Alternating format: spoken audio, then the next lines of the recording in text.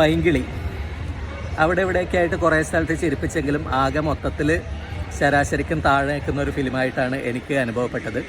നമ്മുടെ ആവേശത്തിൻ്റെ ഡയറക്ടർ ജിത്തു മാധവനാണ് തിരക്കഥ എഴുതിയിരിക്കുന്നത്. അതിൽ അമ്പാൻ, സജിൻ ഗോപു നായകനായിട്ടുള്ളത്. സജിൻ അദ്ദേഹത്തിൻ്റെ പെർഫോമൻസ് അദ്ദേഹം നന്നായിട്ട് ചെയ്തിട്ടുണ്ട്. ബാക്കി എനിക്ക് അനശ്വരയുടെയൊക്കെ നല്ല ഓവറായിട്ട് തോന്നി.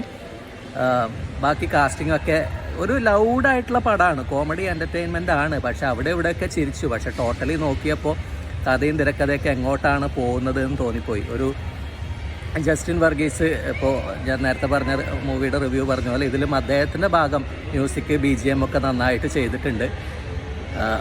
പക്ഷേ വർക്കായില്ല എനിക്ക് പടം. കോമഡിയാണ്, കോമഡി എൻ്റർടൈൻമെൻറ്റ് എന്നുള്ള രീതിയിൽ തന്നെയാണ് അവർ അവതരിപ്പിച്ചിട്ടുള്ളത്. പക്ഷേ എവിടെയൊക്കെയോ കയ്യിൽ നിന്ന് പോയി.